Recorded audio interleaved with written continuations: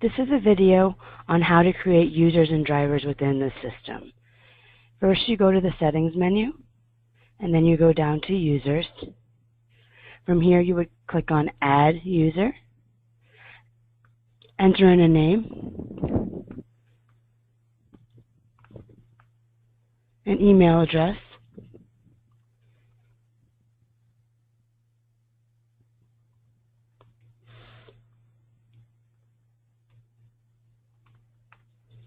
then enter in a password. A password can be any length, any letters, numbers, anything like that. So we'll just enter 1, 2, 3, 4 for now. Then if there's multiple terminals, you would select a terminal that they need access to. So if they need to be able to see multiple terminals, you can select them all. You can select one. Then down here, there's a verify email. If you'd like the email to be verified by your customer, you would click on verify email. If you would like to just send them the credentials, the link, their username, which is an email address, and a password, you can do that. Then you would select a role.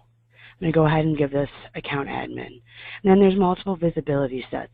So you can choose one, all, or none that you want this user associated with. If you only have the one visibility set, it should be checked for you automatically. Then you will click Save. That is how you create a user. Now on to drivers. You would click on the drivers section. You can add drivers via CSV or via individually. I'm going to show you how to do it individually. So we'll go ahead and we'll create Joe again. You'd have to enter in a CDL number and then choose a state. We'll say he's from Arkansas. Choose a terminal that you want him associated with. We're going to go ahead and leave him at the main office.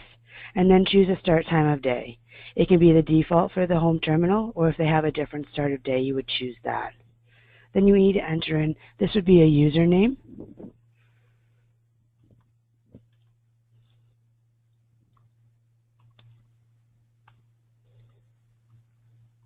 And then you enter in a password. Again, the password can be anything, any length, and any numbers or letters. Then you'll have the option to choose personal use and or yard moves. If this pertains to your driver, you would check both of these boxes.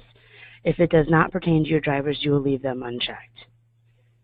If your driver is exempt, you will check this exempt box, and then you would choose the cycle time for both US and Canada. We do have both federal rules as well as all the intra-state rules. So we'll go ahead and choose the 60-hour, 70-day.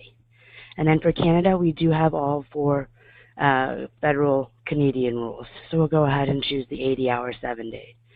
Then you can choose if you're carrying property or passengers. And then you have the option down here to enter in an email recipient. This is for any PDFs that are sent from the application back to the home office. So if they're always going to go to the same person or to the same email address, I would suggest putting that in here so that the to field is automatically populated for the driver. And then you would click Save. And that is how you create both a user and a driver.